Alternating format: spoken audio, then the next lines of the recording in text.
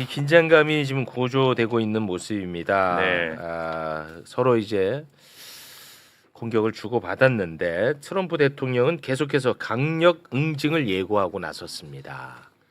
예, SNS에 글을 올렸는데요. 이란은 자신들에게 유리한 협상을 너무 오래 끌어왔다. 이제 그 대가를 치러야 할 것이다. 헬기 사건에 근거해서 이란을 아주 강하게 공격할 것이다. 네, 이런 글을 이게 올렸습니다. 굉장히 말이 센데 또 다른 데서 한 얘기를 들어보면 공격 자체가 목적은 아닌 것 같아요. 네. 뭔가 공격을 협상의 지렛대로 삼는 것 같은 느낌이 듭니다. 그 폭스뉴스와 인터뷰를 했는데요.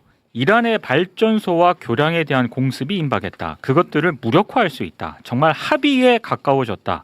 이란이 해야 할 일은 단지 합의 문서에 서명하는 것뿐이다. 이렇게 전화 인터뷰에서 얘기를 했고 예. 어제 이란을 강하게 때렸고 오늘 이란을 더욱 강하게 다시 타격할 것이다. 이런 얘기도 했습니다. 그렇습니다. 이란 역시 또 강경한 입장을 보이고 있습니다. 이란 대통령이 SNS에 글을 남겼습니다. 네, 핵심 기반 시설을 표적으로 삼겠다는 위협은 결코 힘의 과시가 아니며 오히려 이란의 강력한 의지 앞에서 드러내는 절박함의 방증일 뿐이다. 이란은 국가적 단합과 연대를 바탕으로 그 어떠한 압박이나 위협에도 굳건히 맞설 것이다. 네. 이렇게 얘기를 했습니다. 이런 와중에 이제 이란이 호르무즈해 우리한테는 가장 중요하지 않습니까? 전면 봉쇄하겠다고 공식적으로 입장을 냈습니다. 예, 이란 중앙군사본부가 성명을 냈는데요. 호르무즈 해협을 폐쇄하고 유조선과 상선을 포함한 모든 선박의 통항을 금지한다. 해협 통과를 시도하는 모든 선박은 발포 표적이 될 것이다. 이게 안 이게 좋아요. 이제 좀 저는 걱정되던데요. 네. 어떻게 보고 계십니까? 일단 여기까지의 상황. 네, 아직은 저는 그 사실 기싸움이다 이렇게 보여집니다. 아직은 기싸움. 예. 왜냐하면 그 MOU 체결을 막 하면서 사실은 그 이스라엘이 레바논을 공격하고 그거에 반해서 이란이 이제 이스라엘 볼토를 막 공격했지 않습니까? 네. 여기에 대해서 굉장히 트럼프 대통령이 거기에 대해서 비난하면서 맞아요. 네타냐후 총리한테도 멈추라 그랬고 이란도 중단하겠다고 했었습니다. 그렇습니다. 예, 그러한 상황에서 요번에 상황이 이제 아파치 헬기가 아파치. 공격을 받았는데 음.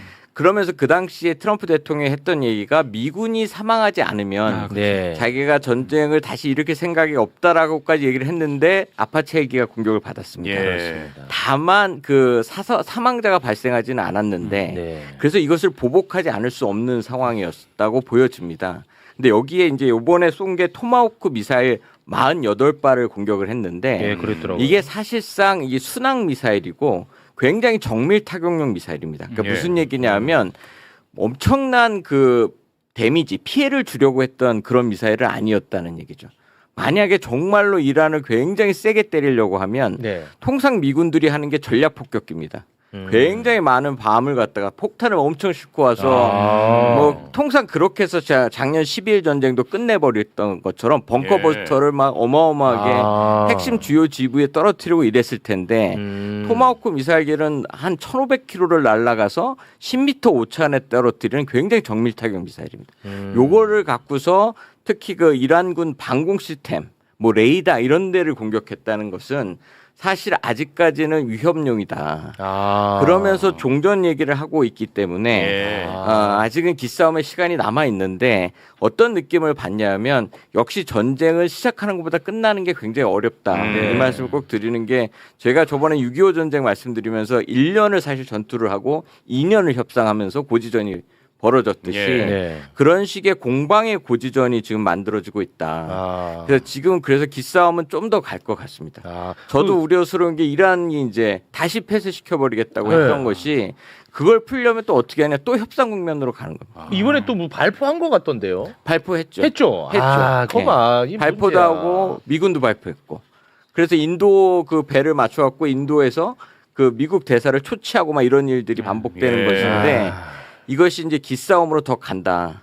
조금 더 세게 해야 트럼프 대통령도 MOU를 받아들일 수 있는 명분도 생기고 이란도 양보할 명분이 생기려면 예. 판이 한번 바뀌어야 되는 상황인데 네. 그 판이 결국 이러한 공방전으로 조금 세게 갈 것 같습니다. 그 언론에서는 그 토마호크 49발 그거를 굉장히 그 위기감의 증거로 내세우던데 그거는 또 아니라는 말씀이거든요. 그렇습니다. 예. 저도 어제 이제 이게 소위 말하는 경로를 이탈할 정도의 이게 위기냐 거기에서는 저도 이제 지금 방금 장군님 말씀하는 것과 비슷하게 생각을 하는데요.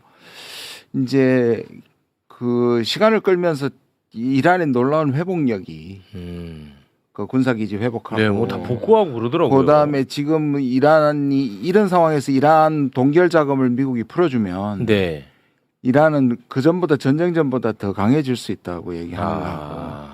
그다음에 어제 말씀드렸던 네 가지 구체적인 핵 문제, 네네네. 그 이슈에 있어서 이제 앞부분은 그때 말씀드린 게 이제 장기간 20년 아니 15년에 15년. 거의 합의했다는 거 하고, 그거는 됐고. 그다음에 핵 보유 희석하는 것도 방법적인 면에서 미국에서는 어디까지 양보를 했냐면 미국이 처음부터 끝까지 볼 수만 있다면 어디서 하는 건 상관없다라고 상관없고. 했고요. 예. 이 두 가지는 거의 해결됐는데 세 번째 이제 새 기지를 미국은 완전히 없애는 거 원하는데 한 개는 남겨두겠다는 게 이란의 완전 말고 네 번째가 이제 불시 사찰을 가능하게 하는 요 네 가지 3사가 합의 안 된 거거든요. 예. 아마 저게 지금 트럼프가 얘기하고 있는 그 마지막 협정은 서명만 하면 되는데 지금 요거야. 버티고 있다. 예. 그래서 이걸 서명하기 전에 두 가지가 걸리는 거예요. 한 가지가 이제 아까 말하는 자산 동결. 미국을 못 믿겠으니까 자산 동결 풀으라는 거고. 예. 네. 트럼프는 그걸 풀어주면 더 세지잖아. 더 세진다고 하는. 그러니까 못 풀어주고. 예. 예. 그다음에 이제 두 번째 호르무즈인 거예요. 호르무즈. 호르무즈가 지금 누가 컨트롤하고 있느냐가 애매하잖아요. 이란은 자기가 통제하고 있다고 하고 그렇습니다. 트럼프는 자기가 통제하고 지금까지 그래서 자기가 200척을 내보냈다. 실제로는 한 100척 정도 되는 것 같아요. 지난 3주간. 네. 3주간 미국이 소위 말하는 프리덤 프로젝트를 포기는 했지만 약간 비밀리에 경호 비슷하게 조심스럽게 불 끄고 지나가는 걸 한 70척에서 100척 정도 한 것 같아요. 근데 하루 원래 괜찮을 때 하루 통과량인데 지난 3주 동안 트럼프는 이제 두 배로 튀어서 200척 내 덕분에 지금 가서 유가가 낮아질 수 있다고 자랑하고 있는데 이번에 양쪽에서 또 내가 지금 누가 지금 여기를 통제권을 통제하고 갖고 있느냐 이 기싸움이다 지금 두 개. 그럼 뭘 기싸면 그냥 둘 다 풀면 되지. 아까 네. 풀면 돼. 뭐 기싸움하고 앉았어. 트럼프 대통령이 얘기했던 그 MOU 합의가 왜 안 됐냐. 본인이 서명을 안 해가지고 지금 안 되고 있는데 네. 그 얘기를 계속 이란한테 얘기하는 거 하고 지금 의원님 말씀하셨던 그 비밀 통로라는 게 오만 쪽으로 이렇게 붙어서 예, 불 예. 끄고 오라는 거였었습니다. 그러니까 사실 미국이 보호하는 작전을 통해서 나온 게 아닙니다. 그러니까 이게 이제 또 그렇게 되다 보니까 뭐 사실 대단한 군사 대단한 작전이 군사작전이 있었던 게 아닙니다. 예. 불 꺼서 가는 예. 거예요. 자기네들이 보니까 이쪽으로는 안 가더라. 그러니까 그걸 알려주면서 이쪽으로 붙어서 불 오라 해서 그거 이제 100척이 나와서 어마어마한 성과인 것처럼 얘기하는데 이제 그게 발표됐으니까 이제 그건 또 통제되는 겁니다. 사실상 이란 입장에서는 밝혀져서. 글로 돌아다녔네 이렇게 돼버리는 뭐야. 상황이 돼버리니까 그럼 위험하네. 위험하죠. 그렇죠. 그러니까 그런 것들이 막 공개되면서 이란 입장에서는 통제가 더 세질 수 있다. 이제 위험해. 예, 더 위험해질 수 있는 그게 결국 호르무즈 해협을 무기화시켰던 게 굉장히 효과적으로 이란한테 가 있기 때문에 그걸 갖고 아마 조금 더 자기네들이 우리를 위협하고 이렇게 되지 않을까 생각이 네. 듭니다. 근데 종합을 해보면 결국은 이제 핵심 쟁점은 핵 사찰 문제이겠네요. 네, 네, 맞아요? 네, 네. 핵 사찰. 그래야 지금 그러니까 트럼프의 이걸 아셔야 되는데요. 트럼프가 세상에서 제일 싫어하는 사람이 오바마입니다. 그거는 오바마가 화법이 되게 가르치듯이 합니다. 트럼프는 그걸 너무 싫어하고요. 너무 싫어요. 그래서 인수인계할 때 자기 인생에 가장 모욕적이었대요. 더러운 시간이었다고 얘기를 하고요. 또 오바마 8년 동안에 물러갈 때 인기도 지지율하고 자기 처음 들어올 때 지지율이 더 낮았어요. 그러니까 기분이 나쁘지. 그래서 오바마하고는 이겨야 되고 JCPOA 이걸 다 깨버린 것도. 그 바이든은 오바마의 졸개고. 그러니까 이거보다 낫게 포장할 수 있어야 되는 거예요. 그러니까 이게 동결자금 아까 말씀하신 게 JCPOA를 깨면서 지금 17억을 오바마가 JCPOA가 합의됐을 때 17억을 보잉 수송기에 넣어서 돌려줬습니다. 네. 근데 그게 JCPOA 합의금이 아니고 원래 이란이 미국에다가 무기를 사겠다고 줬던 돈을 돌려준 건데 그걸 갖고서 트럼프 대통령이 어마어마하게 비난을 하면서 JCPOA를 깨버린 겁니다. 그렇죠. 근데 지금 동결자금 37조 원 240억을 자기는 풀어줘야 된다는 것은 지금 말씀하신 대로 오바마 합의보다 더 나쁜 거 돼버리는 거죠. 그러니까 이 동결자금을 안 해줄 수가 없는 상황이 돼버려 있으니까 이게 계속 이제 무력 시위만 지금 오가고 있는 상황으로 바뀌어 있는 겁니다. 네. 아 결국은 오바마가 문제네. 아니야, 왜 그렇게 가요? 오바마 팀 얘기지면 안 돼. 오바마라는 어떤 기준점이 있네. 그리고 거기에다 한 오바마. 가지 더 숨어 있는 이유는 흑인이기 때문에 이 트럼프가 가지고 있는 백인에 대한 우월주의를 근데 말이 우월주의지 사실상 오바마에 대한 컴플렉스. 컴플렉스예요. 네. 맞습니다. 컴플렉스. 땡깡. 열등감. 네. 네. 트럼프가 알아야 될 것이 시간이 누구 편인가를 지금 좀 계산을 해야 됩니다. 처음 시작할 때는 시간만 있으면 이란을 다 무너뜨리고 이란을 정복할 수 있을 줄 알았는데 이미 그 단계는 불가능한 게 확실해졌고요. 지금 묻지 않고 있는 게 뭐냐면 60% 440km를 이란이 그냥 가만히 두고 있을까? 이 질문을 해야 되거든요. 이거 저 앵커님 표현대로 이거 계속 쪼리고 있을 가능성은 여전히 있는 거거든요. 여전히 있어요. 근데 그 60%를 90%까지 가는데 그렇게 시간이 오래 걸리지 않아요. 오. 근데 지금 미사일을 이란이 회복하는 속도를 보면 원심 분리기도 크게 타격을 안 입었거나 빨리 회복할 가능성이 높아 보이거든요. 그럼 이란이 이렇게 강하게 나오는 이유 중에 하나도 어쩌면은 이스라엘과 근본적으로 대립을 할 수 있는 핵무기를 차세에 가지겠다라는 계산을 하고 그걸 돌리고 있을 가능성도 충분히 있습니다. 그리고 지금 오늘 도청이 하나가 밝혀졌는데요. 예. 당시에 미국이 때렸을 때 완전 파괴됐다는데 그거 이란 고위직끼리 얘기하는 게 이거 별거 없네. 타격 안 입었다는 얘기를 하고 있는 게 도청으로 공개가 됐어요. 공개가 됐어요. 그 트럼프가 자랑했던 게 제대로 치명적으로 그 기지를 못 때렸어요. 뭐 그 완전히 파괴 못한 거예요. 게다가 아까 쪼린다 그랬는데 쪼린 게 450kg고 제가 어제 말씀드렸죠. 11톤이나 있다고. 11톤. 11 총액은 약한까지 합치면 11톤이나 있어요. 네. 알겠습니다. 자, 그리고 휴전의 최대 걸림돌로 평가받는 인물이 네타냐후 아니겠습니까? 맞아요. 그런데 트럼프가 네타냐후에 대한 애정은 확실히 좀 식은 것 같습니다. 이스라엘에서 이제 총선이 이제 헌법상으로는 늦어도 10월 27일까지 치러야 되거든요. 예. 근데 네타냐후의 총선 출마와 관련해서 트럼프한테 물어봤는데 네네. 여기에서 그 트럼프의 답이 요거 좀 심상치 않습니다. 네, ABC 뉴스 기자가요. 네타냐후의 10월 총선 출마 여부에 대해 알고 있느냐 이렇게 물으니까 트럼프가 네타냐후가 계속하길 원하는지 모르겠다.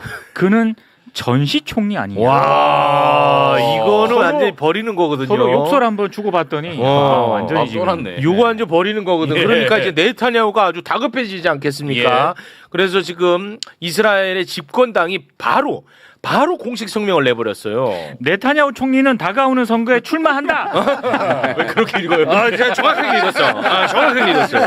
야, 바로 너무 다급해가지고 바로 성명을 내버렸어요. 요거는 이제 우리가 가장 걱정했던 부분이었는데 네. 요거는 어느 정도 정리가 되는 수순이죠. 그렇습니다. 요건 예, 됐어. 요거는 네타냐후는 뭐 정리된 것 같아요. 그럼 말도 또 들었잖아요, 최근에는. 음. 공격하지 마. 그러다 혼자 남는다 했죠. 딱 그만뒀잖아요. 네. 요건 앞으로 좀 변수가 되지는 않을 것 아닐 것 같다는 같습니다. 생각이 예. 특히 이렇게 전쟁 국면처럼 가게 되면 굉장히 거기에 대한 압박을 받고 있기 때문에 사실상 이스라엘이 더 이상 이란하고 직접적인 공방전을 벌이고 싶지는 않습니다. 이 기회에 헤즈볼라를 완전히 없애고 싶은 게 목표인 거지 네. 이란과 전면전을 벌일 생각은 없기 때문에 그런 것이 자칫 자기 때문에 이쪽 상황이 중동 정제에서 나빠지면 안 되는 것이 문제이기 때문에 어느 순간까지 말을 들을 가능성이 꽤 있습니다. 네. 자, 그래서 네타냐후한테는 저게 치명적인 게 트럼프는 여지껏 네타냐후를 지지하고 있지만 미국 여론은 점점 네타냐후를 싫어하는 쪽으로 가고 있었거든요. 거기에다가 이제 공개적으로 트럼프가 저런 일을 벌이면 선거에서 이스라엘이 네타냐후를 버릴 가능성도 높아지는 겁니다. 그 지금까지 미국 없는 이스라엘 국민들은 한 번도 생각해 본 적이 없는데 그래요? 미국이 이렇게 나오면 이스라엘은 네타냐후를 충분히 버려서 버릴 수 있어요? 그럴 수 있죠. 네타냐후 인기가 지금 떨어지고 있거든요. 예. 네타냐후가 트럼프한테 버림받았다라는 것만 정확하게 전달이 된다. 그러면 네타냐후 국민들이 버려요? 선거에서 굉장히 불리해집니다. 오. 그런 일이 생기고 괜찮네. 있는 겁니다. 그거 괜찮네. 우리가 종전에 가장 큰 요소로 요거를 삼으면 되겠네. 그 인기가 없었기 때문에 이 전쟁이 시작됐잖아요. 예. 그래서 원래 조기 총선을 할 수 있는 상황에서 예. 그걸 타개하기 위해서 그러니까 트럼프의 말이 정확한 거예요. 전시총리지 와, 임시총리지. 그건 뼈 아프다 네, 진짜. 뼈 아픈 얘기를 하는 겁니다. 네, 요거는 좀 기대를 해보도록 하겠습니다. 자, 그러면 이재명 대통령 유럽 순방 이야기 뭐 간단하게 좀 하고 넘어가겠습니다. 한 EU 공동 성명을 발표를 했는데 네. 그 여기에서 그 거의 우리가 많이 했던 내용들이 다 담긴 것 같아요. 러시아 우크라이나 휴전에 대해서도 강조를 했고, 그리고 러시아와 북한이 모든 활동에 대해서 이제 좀 중단해라라는 예. 것들을 또 촉구했고, 그리고 북한의 핵에 대한 우려를 또 표명을 했습니다. 그리고 대만 해협 관련해 가지고 평화를 강조했고 현상 변경을 위한 일방적 시도에 반대한다. 예. 그리고 호르무즈 해협에서의 항행의 자유 등에 대한 이야기가 담겨 있었다고 하는데, 이렇게 되면은 뭐 북한하고 대화는 좀 어려워지네요. 네, 요거는 요거는 조금 어려워지는 것 같습니다. 저번에 얘기 제가 한번 여기 와서 얘기를 했는데 이제 북한을 우리한테 적대적 두 국가, 제1의 적대국, 뭐 불변해죠 이렇게 얘기를 하고 있지 않습니까? 그러니까 사실 이제는 남쪽에서 이 북한을 문을 열기. 그러니까 예전에 통일을 지향하고 같이 대화할 때는 우리가 북한을 변화시키기 위해서 우리가 문을 열고 대화할 수 있었는데 지금은 상황이 많이 바뀌었기 때문에 국제사회를 통해서 북한이 문을 열게 좀 압박해야 된다. 이게 우리한테 되게 중요한 것 같습니다. 그래서 우리가 지금 사실상 외교력도 강하고 국력도 강하니까 아예 뭐 가깝게는 러시아, 중국들을 이제 저희가 설득하고 협조하고 그 다음에 지금 대통령님 가신 것처럼 EU나 국제사회를 통해서 분명히 남한하고 우리 협력해야 북한도 잘 될 수 있다. 이런 압박감을 계속 줘야 된다는 것이죠. 옛날에는 항상 우리가 먼저 나서서 문을 열게 해서 국제사회로 나가게 했다면 이제는 조금 전략을 우리가 바꿔야 된다. 그래서 예. 어쩌면 그 노태우 대통령 때 했던 북방 정책처럼 네. 우리가 더 국제사회에 힘을 보여주고 외교를 통해서 북한이 변화되도록 만들어야 되는 것이 지금에 해야 할 일이라고 생각합니다. 네. 우리가 EU하고 기여의 측면이 있습니다. 일단 나토 국가들은 전부 방위비를 인상을 시켜야 되고요. 지금 그 2% 수준인데 그걸 3.5% 나아가서는 5%까지 수준을 인상시켜야 되는데 미국이를 계속 들이는 것에 대해서는 나토 국가들, 유럽 국가들 별로 이제 더 이상 안 좋아합니다. 그렇다면 대체를 찾아야 되고요. 그게 우리나라가 하나가 될 수 있고요. 또 하나는 반도체도 마찬가지입니다. 반도체 기술을 미국이 절대적으로 가지고 있는데 유럽은 반도체 장비를 세계 최고 수준으로 갖고 있지만 반도체 독립은 못하고 있거든요. 그럼 한국과 같은 나라와는 결정적으로 파트너십을 맺을 필요가 있습니다. 그런 점에 있어서 우리가 EU와 협업을 해서 EU가 듣기 좋은 말을 해주는 해줘야 건 되는구나. 좋은데 우크라이나 정도만 갔으면 모르겠는데 거기에서 이제 북핵과 남중국해 대만 문제까지 언급을 해버렸단 말이에요. 이제 이렇게 되면 지금 이번에 북한과 중국과 정상회담을 통해서 북한은 중국 쪽으로 훨씬 기울어 있는데 네. 그럼 북한과 어떤 형태로든 적대적 관계를 정산하고 대화를 하려면 서구 유럽 국가들보다는 중국이 훨씬 중요한 통로가 이미 되어버렸어요. 그런데 이런 성명들을 실익도 없이 계속 발표를 하면 중국은 이 문제에 대해서 적극적으로 나설 가능성이 그만큼 떨어지는 거거든요. 그래서 지금은 이렇게 다차원적 외교를 해야 되는데 네. 저는 뭐 이유가 당연히 있겠지만 왜 여기까지 갔을까라는 건 좀 의문입니다. 아니 그럼 이번 공동 성명을 뭐 북한은 뭐 당연히 뭐 기분이 안 좋을 테고 중국은 어느 정도예요? 이 정도 수위면 중국은 상당히 기분을 안 좋아하죠. 안 좋아할 자국과 수준이에요? 이미 한중 정상회담에서 한 이야기들이 있잖아요. 그리고 심지어 이제 중국은 트럼프하고 시진핑하고 회담하면서 이 문제에 대해서 단 한마디도 못하게 만들어 놓은 만들어놨죠. 상태예요. 그런 상태에 한국이 유럽에 가서 지역 국가도 아닌데 가서 이런 이야기를 하고 있으면 중국으로서는 기분 안 엄청나게 좋아요? 기분 안 좋죠. 아니 맨날 하던 말 아니야? 현상 그러니까. 변경을 위한 일본. 근데 이게 지금 틀은 굉장히 좋아요. 그러니까 지금 그러니까 이번이 왜냐하면 8박 9일 동안에 지금 만나는 벨기에, 네. 그다음에 EU, 이탈리아, 미국하고 안 좋죠.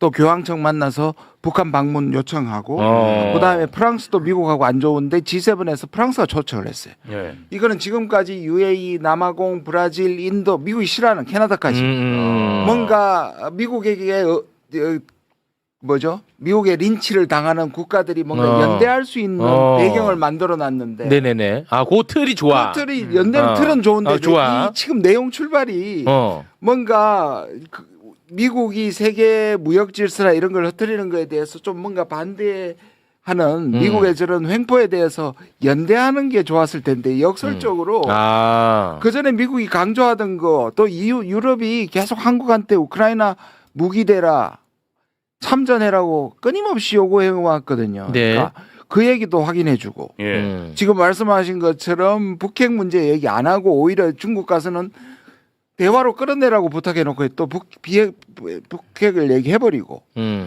그래서 뭔가 또 진영이 미국 쪽 진영하고 중국 쪽 진영하고 만들어져 버렸는 그래서 틀은 너무 좋은데 내용을 이렇게 했다. 제 짐작에는 네. 아직까지는 미국을 자극할 때가 아니라고 생각을 해서 이렇게 할 수는 있다고 봐요. 지금 가서 벌써 연대가 확실해지면 지금 전쟁에 있는 트럼프가 또 무슨 짓을 할지 모른다라고 이해는 하나 이 내용은 조금 더 그냥 영혼 빠진 상태로 더 밋밋하게 했어야 됐다. 밋밋하게. 참 요럴 때는 최진봉 교수님이 좀 그립네요. 네. 뭐 하나마나 아니. 근데 참 이게 어렵다. 이게 어렵긴 어려워. 외교가 어려워. 여기도 챙겨야 되고 여기도 챙겨야 되고. 근데 이번에 반도체 얘네들한테 또 많이 팔아야 되니까 얘네 듣고 싶은 얘기도 해줘야 돼. 이게 참 어려워. 가장 어려운 것 같아요. 조금 더 골치 아픈 변수를 골치 아파. 하나만 더 말씀드리면 예. 폰데 라이언이라고 하는 이 위원장은 독일 국방장관 출신이에요. 그래서 이분은 EU 중에서도 굉장히 광생인 노선이었고요. 나토가 미국을 통치했을 때 뽑혀서 지금 2기를 하고 있는 사람입니다. 근데 그 사이에 유럽 국가들의 분위기가 많이 바뀌었어요. 미국 없는 유럽을 준비하고 있거든요. 대표적인 경우에 뭐 스페인 같은 경우에는 극단적으로 지금 나오고 있단 말입니다. 그래서 이 EU 국가가 분열되고 있는 상황에서 어쩌면 저물고 있는 해외 입장에서 옛날 레퍼토리를 해주면서 뭔가 얻어내려고 했다는 게 조금은 걱정스럽습니다. 그러니까 지금 사실 우리가 좀 잊혀져 있는 게 러시아 우크라이나 전쟁이거든요. 네.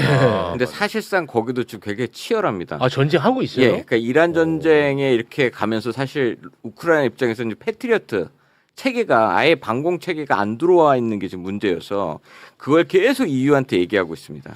유럽산 방공 체계를 좀 갖다 달라. 자기네 죽겠다고 하면서 이번에 그 3일에서 6일 동안 그 샹트페테르부르크에서 그 국제 경제 포럼 러시아에서 열렸습니다. 이때 3에서 6일 동안 그 우크라이나가 여기다 대규모 드론 공격을 해버립니다. 그러니까 푸틴의 고향입니다.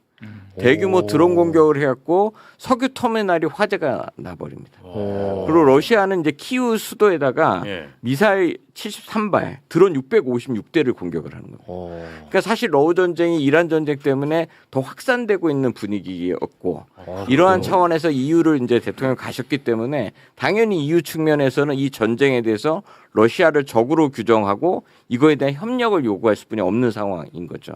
그러니까 이것에 대해서 사실상 어느 정도 EU 얘기를 안 들어주기는 어려운 상황이었다. 저는 그런 측면도 있다고 보여집니다. 전쟁을 아직도 치열하게 하고 그럼요. 있군요. 치열하게 하고 있습니다. 그럼 왜 안 끝내는 거예요? 거기도 정말 희한하게 누가 키 잡고 있어요? 거기는 이제 푸틴이 잡고 있는 푸틴이 잡고 있는 거예요? 푸틴이. 그럼 왜 안 끝내? 거기도 그러니까 정말 이란 전쟁과 네. 러시아 우크라이나 전쟁이 비슷하게 가는 거예요. 그래요? 둘 다 그냥 이렇게 딱 중간에 서가지고 더 이상 전쟁의 진전은 되지 않고 계속 드론 미사일 공격을 하면서 소모전하고 있는. 왜냐하면 러시아가 완전한 우크라이나 영토까지 다 내놓을 정도의 완전 항복을 요구하기 때문에 계속. 그걸 계속해서 요구를 하고 있고. 미국이 이란한테 완전한 항복을 굴욕적인 항복을 요구하는 것처럼. 아직도 하고 있어. 근데 이게 전쟁의 변화가 되면서 예전 같으면 그 물리력 대 물리력, 전투력과 전투력이 붙어서 끝났는데 이제는 이제 드론 뭐 우리가 알지도 못했던 무기 체계가 나오면서 통상 약소국이라는 이 나라들이 선전하는 겁니다. 그러니까 예전처럼 막 군사력이 막 밀려가서 땅 따먹기 식의 전쟁을 하지 않다 보니까 지금 러시아 우크라이나 전쟁은 5년까지 가고 있는 거고 사실 이 이란 전쟁도 벌써 100일이 넘어가는 거죠. 예전 같으면 상상하지 못했던 전쟁을 우리가 겪고 있는 겁니다. 아유, 알겠습니다.